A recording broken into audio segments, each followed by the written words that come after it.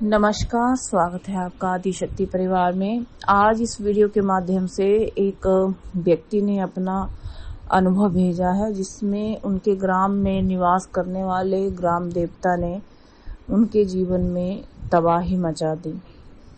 उन्होंने ये व्हाट्सएप हमें किया था कुछ दिन पहले, लेकिन कुछ व्यस्तता के कारण हम इस पर वीडियो नहीं बना पाए। तो आज सोचा कि इसके ऊपर वीडियो बनवा दें। तो जो उनका व्हाट्सएप है मैं वही पढ़ूंगी, कुछ अपने विचार भी उसके ऊपर रखूंगी।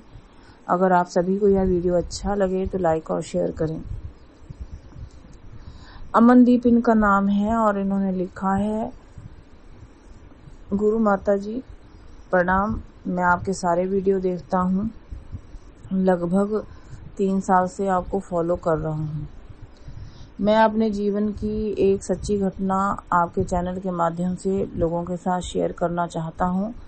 कृपया इसकी आज्ञा मुझे प्रदान करें। मैं वो घटना आपको तभी लिखकर भेजूंगा जब आप मुझे हाँ में जवाब देंगी। कृपया आप अपना जवाब मुझे व्हाट्सएप पर सेंड कर दीजिए। उसके बाद मैंने इन्हें व्हाट्सएप किया था कि हाँ, अगर ये घटना सच्ची है तो आप जरूर लिखकर भेजिए, लेकिन किसी अन्य चैनल पे इसको आपने शेयर नहीं किया हो। तो उसके बाद इनका रिप्लाई आया, गुरु माँ प्रणाम। मुझे बहुत प्रसन्नता हुई कि आपने मुझे अनुमति प्रदान कर दी। मैं आपके चैनल पर ही अपना ये अनुभव देना चाहता हूँ कि मेरे ग्राम देवता ने मुझे परेशान किया और मैंने उस परेशानी से कैसे छुटकारा पाया। मेरा नाम अमनदीप है और मुझे अम्मू छोटे नाम से बुलाते हैं। गुरु माँ, आप मुझे अम्मू भी बुला सकती हैं। गुरु माँ, आपके चरणों में प्रणाम। मैं अपनी सत्य घटना आपके आशीर्वाद से लिखना शुरू कर रहा हूँ। ये बात है कुछ समय पहले की, जब मैं काफ़ी परेशान चल रहा था। मेरे जन्म से ही कुछ घटनाएं ऐसी घटित होने लगी थी कि मैं ज़्यादा स्वस्थ अपने जीवन में नहीं रह पाता था। मेरे माता पिता गांव में ही रहते हैं। अभी तो मैं शहर आ गया हूँ, दिल्ली में रहता हूँ, लेकिन जिस गांव में मेरे माता पिता रहते हैं उसी में ही मेरा जन्म हुआ था। जन्म के 2-3 महीने बाद ही मुझे मेरे स्वास्थ्य से संबंधित परेशानियां रहती थी और आज भी थोड़ी बहुत हैं। ये बात मुझे मेरी माँ ने मुझे बताई थी जब मैं मैच्योर हुआ था।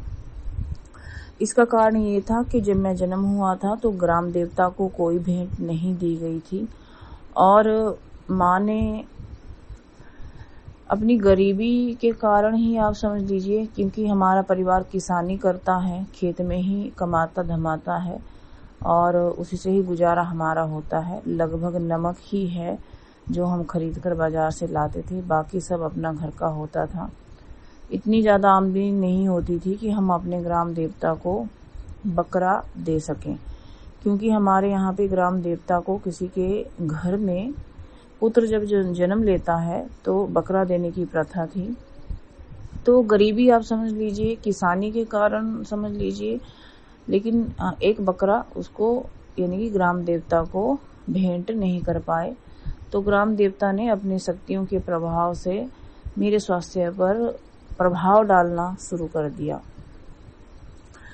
मैं धीरे धीरे बड़ा हो रहा था, लेकिन मेरा स्वास्थ्य लगातार गिरता जा रहा था। किसी ने सुझाया कि ग्राम देवता को बकरा अर्पित करना चाहिए या देना चाहिए। अर्पित मतलब भेंट करना चाहिए, लेकिन इतनी सामर्थ्य उस समय मेरे माता पिता की नहीं थी। आज भी मैं छोटा मोटा काम ही दिल्ली में करता हूँ, कोई बड़ा बिजनेसमैन नहीं हूँ। तो मेरी माता ने कई बार ग्राम देवता के सामने प्रार्थना की कि हम इतना बड़ा बकरा जो है वो भेंट नहीं कर सकते हैं। तो वो उन्हें मक्की की रोटी पे चीनी और कुछ देसी घी लगा करके उनको भेंट करती थी, लेकिन वो शायद संतुष्ट नहीं होते थे, प्रसन्न नहीं होते थे, तो मेरे जीवन में प्रभाव डालते थे। जब मैं बचपन में खेलने के लिए जाता था, एक बार हम बैट बॉल से गांव के बीहड़ में खेल रहे थे। तो जब मैंने बॉल पे जोर से मारा तो बॉल आगे जाके गिरी, जहां से थोड़ा सा उबड़ खाबड़ था। तो हम क्योंकि छोटे ही बच्चे थे तो आपस में झगड़ने लगे और उन्होंने कहा कि तुमने इतने जोर से छक्का मारा है तो तू ही अब बॉल लेकर आएगा। फिर झगड़ा ना ज़्यादा बढ़े इसलिए मैं ही वो बॉल लाने के लिए चला गया। जब मैं नीचे नीचे उतर रहा था उस बीहड़ में तो किसी सफ़ेद कपड़े वाले आदमी ने मुझे धक्का दे दिया और मैं नीचे थोड़ा गिर गया नीचे की तरफ को और मेरी पाँव में गंभीर चोट आई, पैर मुड़ गया, इनकी मुझे मोच आ गई और मेरा एक बाजू भी टूट गया। मेरे दोस्तों ने मेरी मम्मी पापा को बुलाया और गांव में ही जो बाजू की मालिश करने वाले, पैर की मालिश करने वाले होते हैं उनके पास मुझे लेकर के गए। मैंने माँ के बार बार डांटने पर उन्हें बताया कि मेरे साथ क्या हुआ था कि किसी सफ़ेद वस्त्र वाले आदमी ने मुझे धक्का दिया था और मैं गिर गया था। वहाँ पर कोई भी आदमी वहाँ पर था नहीं और इतने सफ़ेद वस्त्र कोई हमारे आसपास उस समय भी पहनता भी नहीं था। और तब माँ ने दिखाया मेरे बारे में, हमारे गांव में जो छोटे मोटे भुलई होते हैं, भुलई मतलब तांत्रिक होते हैं, उन्हें हम मात्र भुलई बोलते हैं, उनको दिखाया तो उन्होंने बताया कि ग्राम देवता का प्रकोप है और वो प्रसन्न नहीं है इसलिए ऐसा हुआ है, ये घटना घटित हुई है। माँ ने फिर अपनी सामर्थ्यानुसार मक्की की रोटी उस पे चीनी और घी लगा करके वो दिया और माफ़ी मांगी, लेकिन ग्राम देवता थे कि खुश होने का नाम नहीं लेते थे। मैं 6 महीने बाद उठा क्योंकि मेरे पैर में मोच आ गई थी, बाजू मेरा टूट गया था, लेकिन मुझे 6 महीने बाद ही मैं उठ पाया, ठीक से चल पाया या अपने दोस्तों के साथ खेलना शुरू किया। क्लास में मुझे मंदबुद्धि ही लगभग बोलते थे क्योंकि मेरी बुद्धि उतनी ज़्यादा काम नहीं करती थी। मैथ तो मुझे बिल्कुल नहीं आता था और अंग्रेजी सिर के ऊपर से चली जाती थी।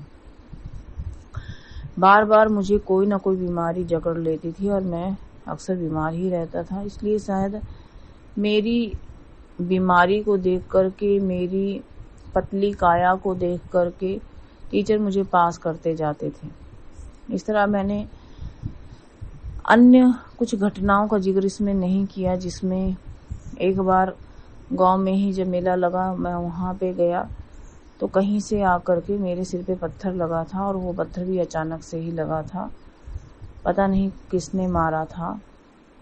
और एक बार मेरा चलती मशीन में हाथ जाते जाते बचा था और एक बार तो मैं गिर ही गया था खाई में, हमारे यहाँ पे खाई भी है, मैं गिर ही गया था, बाल बाल बचा हूँ। इस तरह की ऐसी घटनाएं घटी जब मेरे ग्राम देवता ने मुझे सताया।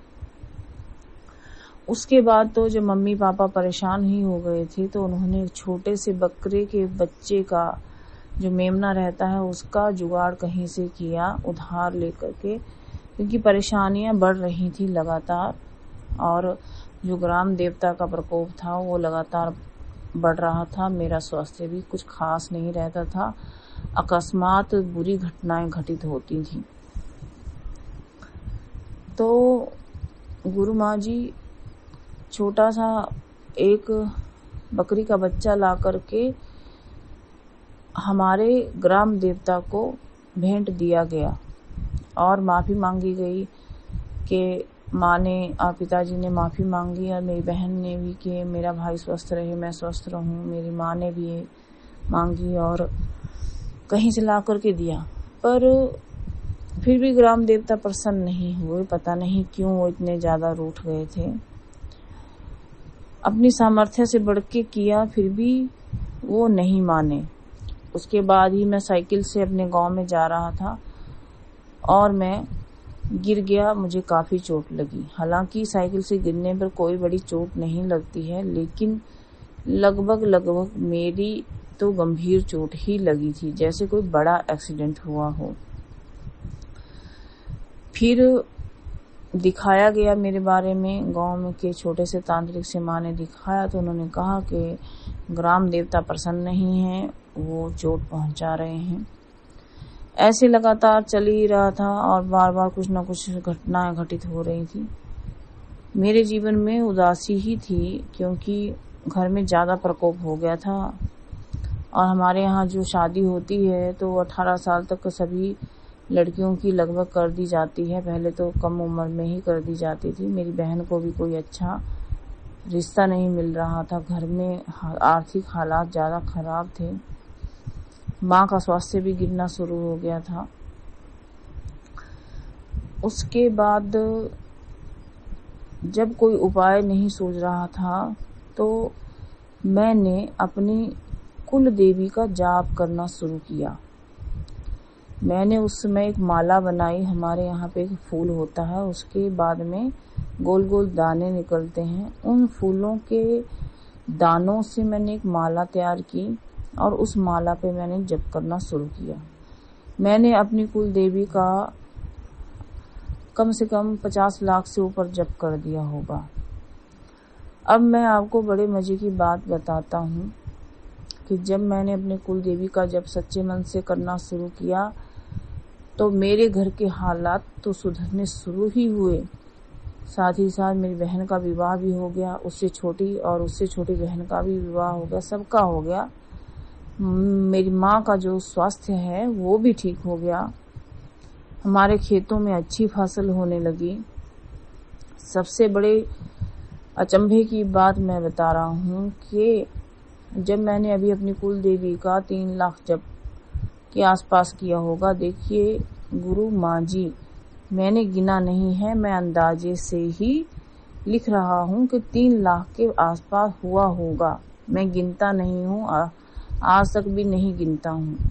जो मैंने आपसे दीक्षा लिया है भगवती का, उसको भी मैं गिनकर नहीं कर रहा हूँ। मैं जाप पे जाप करते जा रहा हूँ, साधना पे साधना करते जा रहा हूँ। वैसे ही मैंने अपने कुल देवी का जाप गिना नहीं, लेकिन अंदाजे से ही बताया कि इतना जाप हुआ होगा। तब ग्राम देवता को मेरी कुल देवी से मार पड़ी। सपने में आकर चल रहे थे वो लंगड़ाते हुए, और सपने में आकर ग्राम देवता ने कहा कि मुझे माफ कर दो, मैंने तुम्हारे परिवार को या तुमको सताया, तुम मुझे माफ कर दो। और वो मेरी तरफ बढ़ने लगे और उन्होंने मुझे छूने का उस समय प्रयास किया। तब मेरी आंख खुल गई। मैंने ये सारा जो अपना सपना था माँ को बताया। माँ ने कहा तू कोई बड़ा भक्त नहीं है, कुल देवता बहुत बड़े हैं, कुल देवता बहुत बड़े हैं, तेरी भक्ति कहाँ उनको पसंद आएगी। और रही ग्राम देवता की बात, वो थोड़े ना तेरे से डर जाएंगे, ये मेरी माँ ने कहा। लेकिन यही स्वप्न मुझे 4-5 बार आया। माँ को बार बार मैंने कहा, लेकिन माँ तो मेरी सीधी सादी है, गांव की औरत है, वो समझ नहीं पाई। उसके लिए सभी देवी देवता बहुत बड़े ही हैं। माँ, बीच में मैं क्षमा चाहता हूँ। मैं ये कहना चाहता हूँ कि मैं आपसे अपनी माँ को दीक्षा दिलाना चाहता हूँ।